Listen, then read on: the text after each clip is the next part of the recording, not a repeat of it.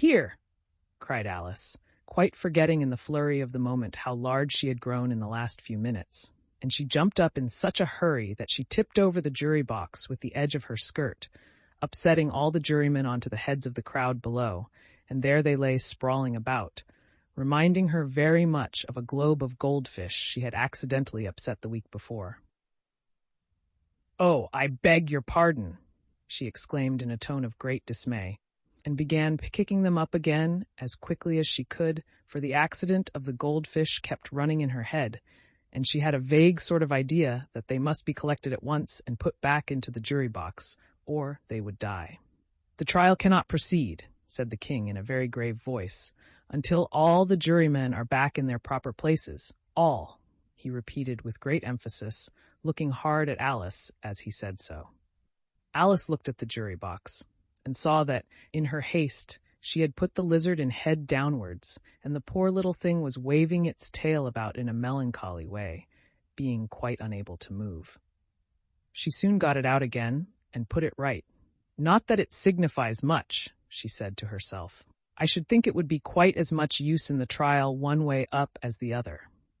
As soon as the jury had a little recovered from the shock of being upset, and their slates and pencils had been found and handed back to them, they set to work very diligently to write out a history of the accident, all except the lizard, who seemed too much overcome to do anything but sit with its mouth open, gazing up into the roof of the court.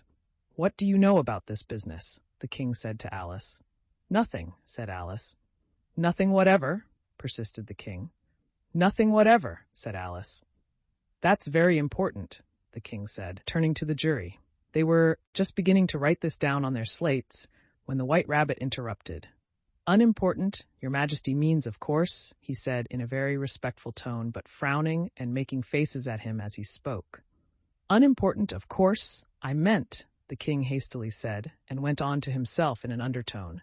"Important, unimportant, unimportant, important," as if he were trying which word sounded best. Some of the jury wrote it down important and some unimportant. Alice could see this, as she was near enough to look over their slates. But it doesn't matter a bit, she thought to herself.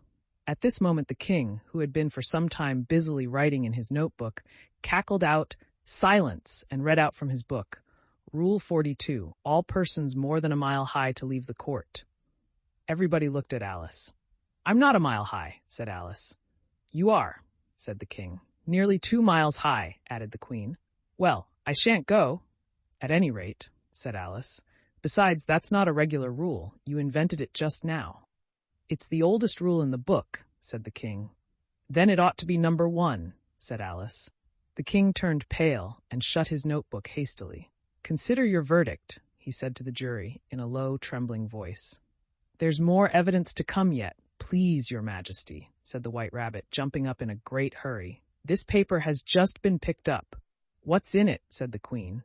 "I haven't opened it yet," said the White Rabbit, "but it seems to be a letter written by the prisoner to somebody." "It must have been that," said the king, "unless it was written to nobody, which isn't usual, you know." "Who is it directed to?" said one of the jurymen. "It isn't directed at all," said the White Rabbit. "In fact, there's nothing written on the outside." He unfolded the paper as he spoke and added, "It isn't a letter, after all. It's a set of verses." "Are they in the prisoner's handwriting?" asked another of the jurymen. "No, they're not," said the White Rabbit, "and that's the queerest thing about it." The jury all looked puzzled. "He must have imitated somebody else's hand," said the king. The jury all brightened up again. "Please, your majesty," said the knave, "I didn't write it, and they can't prove I did. There's no name signed at the end." "If you didn't sign it," said the king, "that only makes the matter worse. You must have meant some mischief, or else you'd have signed your name like an honest man." There was a general clapping of hands at this. It was the first really clever thing the king had said that day.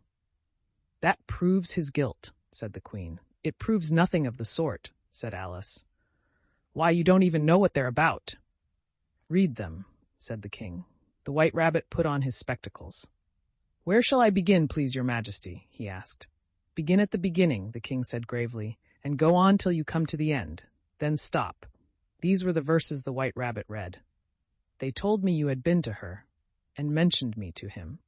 She gave me a good character, but said I could not swim. He sent them word I had not gone. We know it to be true. If she should push the matter on, what would become of you? I gave her 1, they gave him 2, you gave us 3 or more. They all returned from him to you, though they were mine before. If I or she should chance to be involved in this affair, he trusts to you to set them free, exactly as we were.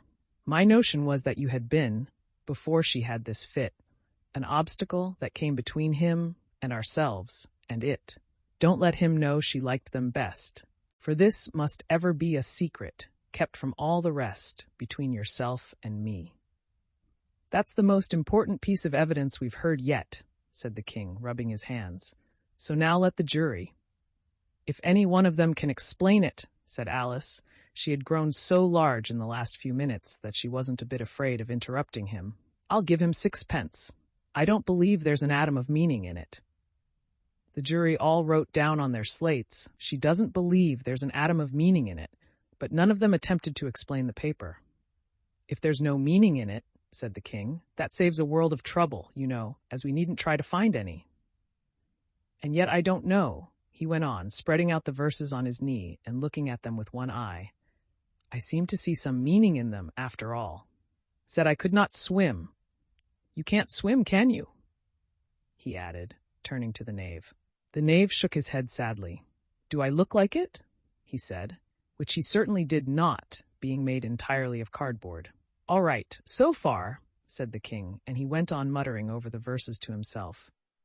We know it to be true. That's the jury, of course. I gave her 1. They gave him 2. Why, that must be what he did with the tarts, you know. But it goes on.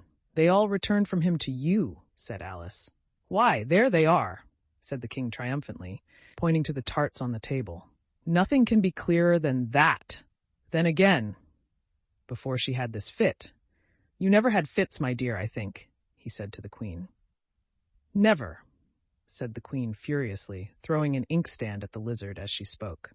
The unfortunate little Bill had left off writing on his slate with one finger as he found it made no mark, but he now hastily began again, using the ink that was trickling down his face as long as it lasted. Then the words don't fit you, said the king, looking round the court with a smile. There was a dead silence. It's a pun, the king added in an offended tone, and everybody laughed. Let the jury consider their verdict, the king said for about the 20th time that day. No, no, said the queen. Sentence first, verdict afterwards. Stuff and nonsense, said Alice loudly. The idea of having the sentence first. Hold your tongue, said the queen, turning purple. I won't, said Alice. Off with her head, the queen shouted at the top of her voice. Nobody moved. Who cares for you, said Alice. She had grown to her full size by this time. You're nothing but a pack of cards. At this, the whole pack rose up into the air and came flying down upon her. She gave a little scream, half of fright and half of anger, and tried to beat them off, and found herself lying on the bank, with her head in the lap of her sister, who was gently brushing away some dead leaves that had fluttered down from the trees upon her face. Wake up, Alice, dear, said her sister. Why, what a long sleep you've had. Oh, I've had such a curious dream, said Alice, and she told her sister, as well as she could remember them, all these strange adventures of hers that you have just been reading about. And when she had finished, her sister kissed her and said, It was a curious dream, dear, certainly, but now run in to your tea. It's getting late.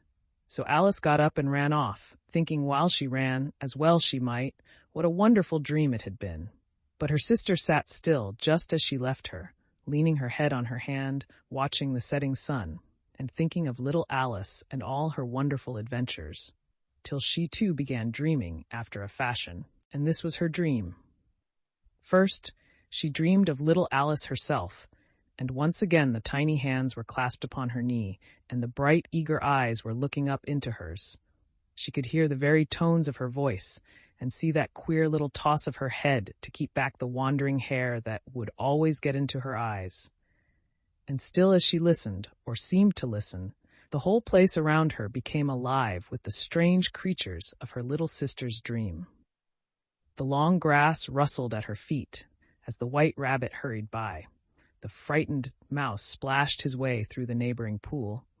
She could hear the rattle of the teacups as the March Hare and his friends shared their never-ending meal, and the shrill voice of the Queen ordering off her unfortunate guests to execution. Once more, the pig baby was sneezing on the Duchess's knee, while plates and dishes crashed around it.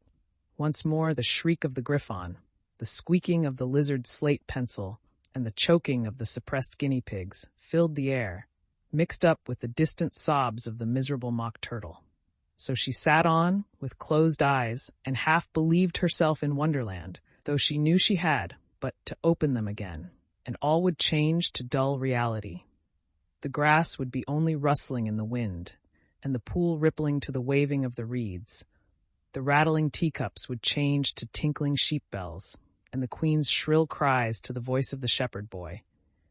And the sneeze of the baby, the shriek of the Griffon, and all the other queer noises would change, she knew, to the confused clamor of the busy farmyard, while the lowing of the cattle in the distance would take the place of the mock turtle's heavy sobs.